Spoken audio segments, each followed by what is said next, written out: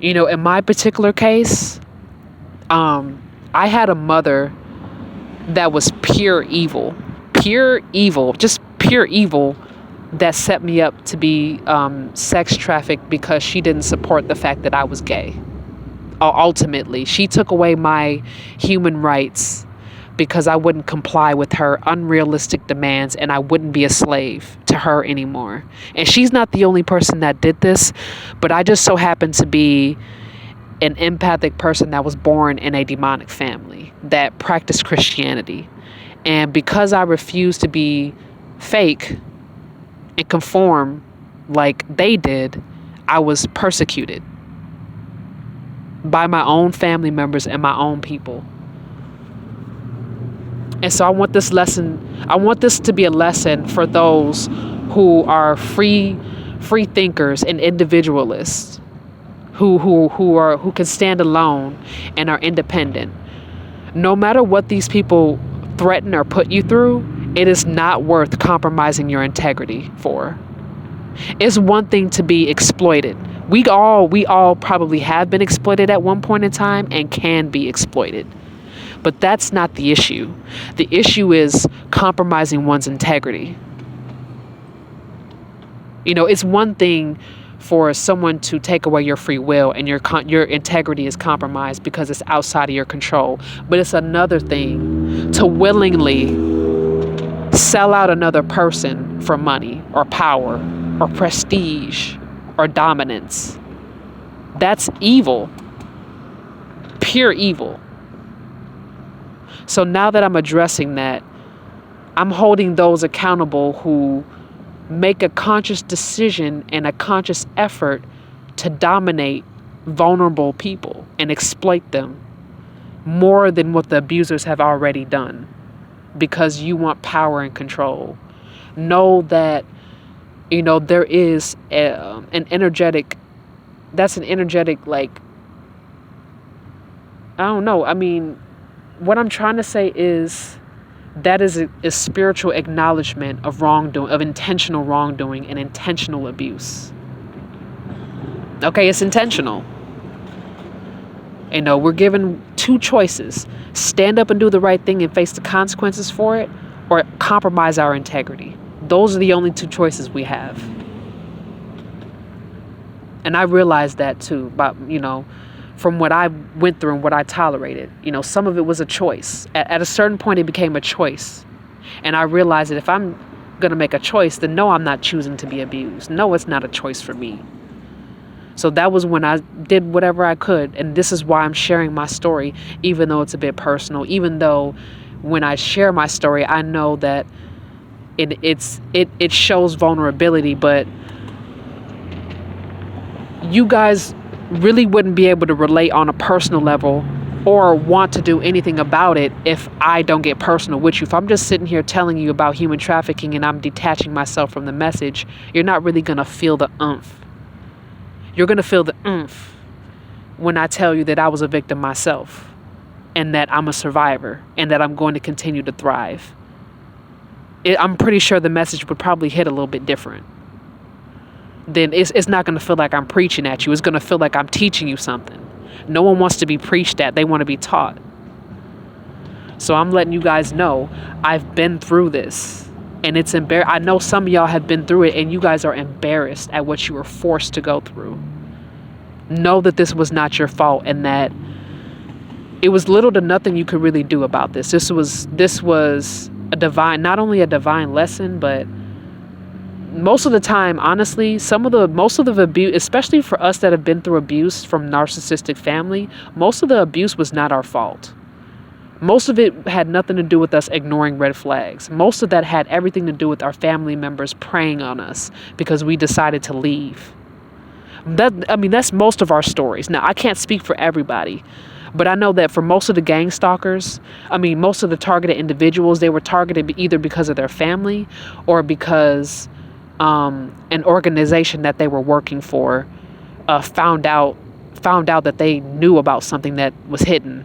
Like they found out about some corruption within the corporation, and the corporation got scared and started threatening them and targeting them and bullying them and trying to force them into submission and being quiet.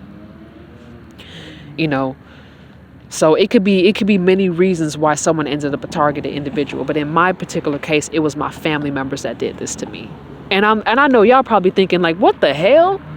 Your family members did this to you? The people that were supposed to love you and respect you and take care of you sold you out because of envy? Damn. I know with my family, I've had, bruh, when I've told my story to people, like to people that, you know, I knew had empathy and I knew wasn't going to judge me, because I've had, and they were surprisingly people I barely knew that I knew supported me. That's the irony of it. But anyway, so when I told them what happened, I was like, look, this is what's happening to me. And I swear, like, I feel like they were all one person almost. But the response I got was, if my family members did what they did to me, what they did to you, I would kill them. Enough said. And I'm telling you, every person that I ended up having this conversation with, some of them have gone through the same experiences that I have, but some of them, they didn't go through what I've been through, but they were like, damn, how did all of this happen to you? Damn, how did this happen to you? And it's like, my family did this to me. I didn't have a choice. I was a child and this happened to me. I didn't get a choice. I didn't get to stop it. You know, I got that same response. If my family members had did what they did to me, what they did to you, I'd take them out. I would. But I didn't do that. Why? Because the revenge that God has to give them is nah. Like when I let go and let a higher power take care of it, let's just say, yeah, it's better. It's much better to just let it go. It is. It's so much better to let it go. It is. Because the only thing, I mean, killing them, that's like that. First of all, that's not going to get me anywhere but jail. That's first of all.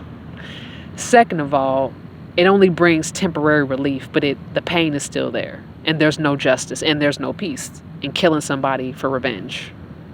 The pain and the anger is still there, and killing them didn't make the pain go away. It was only temporary. But seeing their karma, on the other hand, letting go and letting the higher power take care of it, and then the universe kind of sending me back to kind of witness these people's karma, or sometimes it being shown in a dream, or whatever the case may be. When I've seen these people's karma, I'm going to be honest, it was much more sweet than me taking them out myself. I'm telling you, it was much sweeter to see their karma happen the exact same way that they put me. Like, I mean, I'm telling you, some of these people's karma was that they ended up being treated the exact same way that I got treated. And it was so much sweeter to see than taking actions into my own hands and ended up in jail for the rest of my life. It was much sweeter to come back around and see their karma. And a lot of times I wasn't even looking for it. It just surprised the hell out of me. I wasn't looking for it. A lot of the times when I witnessed their karma, the universe felt like I was ready to see it and be mature enough to see it. Or else it would have been too soon. Or I probably wouldn't have even cared. But I mean, no, seeing their karma was much sweeter than taking the revenge on my own. I'm so serious. It was so much sweeter. Because, you know, God has more power than I do. I can only do so much. If I try to get revenge, I'm attracting vengeful people in my direction. If I try to get revenge, I know that some of my enemies are expecting me to want to retaliate, obviously. Especially, they know what they did to me. They know narcissistic people, evil people, they know what the damage they cause. They know that if somebody did to them what they do to other people, that they would be looking for blood, for vengeance. Shoot, some of the nicest, kindest people, you know, who've been through what I've been through and what victims of sex traffic victims have been through, they would be up ready for blood too. Some of the kindest, sweetest people having to go through what I had to go through would turn into the bride of Chucky in a matter of seconds, because that type of abuse is intolerable.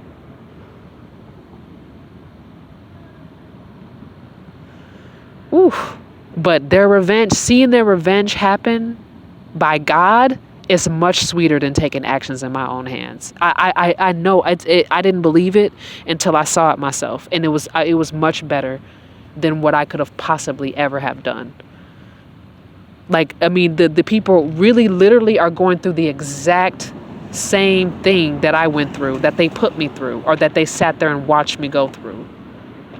And for the universe to kind of put them in a position to be exploited the same way they exploited me, it really reminded me that there is justice. There's justice. People don't get away with anything. There is justice.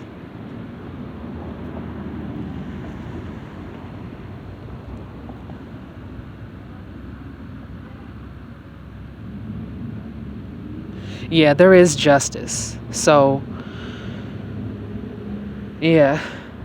Yeah, it's so getting universal justice, karmic justice is so much sweeter than taking revenge. It is. It is so much sweeter. Because I've noticed that people who've come after me for revenge, they come back over and over and over and over again, and they seem so unfulfilled. And most of the time, the reason why they're getting vengeance on me has nothing to do with what I did to them. Most of the time, it didn't come because I betrayed them or I dogged them out or I did them wrong. It happened because they were abusing me and I decided to walk away, or they were trampling on my boundaries and I decided to walk away, and I stopped giving them my energy and my attention.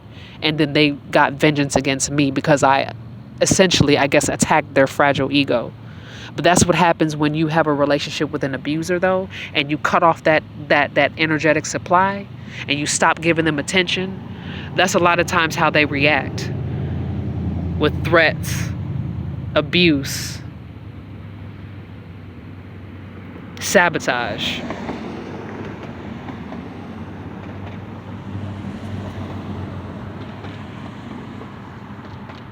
Yep, it's a lot of times what they do. But it means nothing, because what it says is that they're collapsing. Because when they get themselves in trouble like that, and they abuse people, especially when it gets physical, they're putting themselves now in the public eye, and they're also putting themselves on the watch list as well. Because some of us may be put on that list for unjustifiable reasons, but there are some people that are actually on the list because they are terrorists, and narcissists are terrorists. People who human traffic others are terrorists. And when somebody's put on the list once, twice, 3 times by a community filled with people, I'm sure, it's going to be some eyebrows raised. Like, why so many people calling the cops on this person? Why are so many people reporting this one person? Because this one person is a narcissist and you guys are not acknowledging that. And this person is going to keep getting sent back to the jailhouse until they either get some help or they stay in there. Because they're clearly a threat to society. I don't know why y'all keep ignoring this. And I don't know why y'all keep attacking innocent people and ignoring the obvious criminals that are a detriment to society. But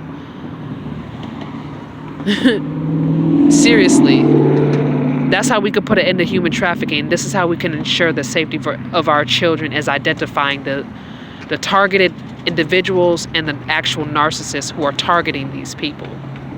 And then also differentiating whether or not some of those people who are targeting a particular individual are being forced and coerced into doing that, or are they participating out of their own free will? Are they doing this because they have a vendetta against the target, or are they doing this because their safety's on the line and they don't have a choice? Like, those are concepts that are very important to differentiate between victim and abuser. Because some people are abusers not because they want to, but they're being forced to, because that's how human trafficking works. It's slavery, and it's, kidnap. It's kidnap and it's slavery. Any form of abuse is kidnap and it's slavery. So sometimes a victim can often at times be abusive. Like I said, not necessarily because they are a narcissist, but because they're in survival mode. Being in a narcissistic harem is survival mode, especially if you're not a narcissist like everybody else. It's survival mode. That's why some of us empaths and some of us good people, while a lot of times we end up having borderline personality disorder, because we are born in narcissistic families and we end up having to be around them for so long that we end up with some psychological damage. So Yeah, we as a society, we need to learn the differences between borderline personality, narcissistic personality, psychopaths, sociopaths, people who have PTSD that are just simply triggered. They're not necessarily narcissists, but they don't have a personality disorder. Like they're not borderline, but they have PTSD or CPTSD. We need to start being able to differentiate them. We need to start giving ourselves these homeschool degrees now. If we can't afford to go to college, well, I guess we're going to have to start educating ourselves and giving ourselves our own certificates, improving our knowledge and our wisdom to a particular career or subject if we can't afford to go to school, because the goddamn gang stalking program always got to control everybody and everything. Because what these companies care about is the big bucks for the most part. That's what we all care about, is the big bucks. And if you got talent, companies nowadays don't give a damn if you've gone to school or not. If you're putting money into their organization and it ain't legal, they check the papers and the facts, and everything is legit, and you know what you're doing and you're talented and you're experienced, they don't give a good goddamn well if you have a bachelor's or a master's or none of that. What they care about is, what can you do for the company, how much money can you bring in, and can you sustain your position?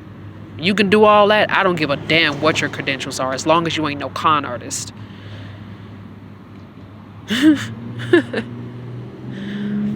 So, yeah, we're going to have to start educating ourselves on psychology and narcissism and psychosis and, sociology.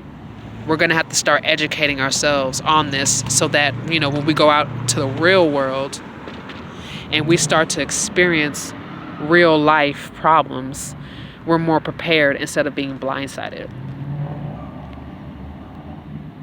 We won't feel like we're being blindsided. We'll actually be prepared for it. We'll know what to expect and the proper way to respond and how to handle it. So, yeah, that's all I had to say. That's all I had to say on this video about human trafficking. So, do say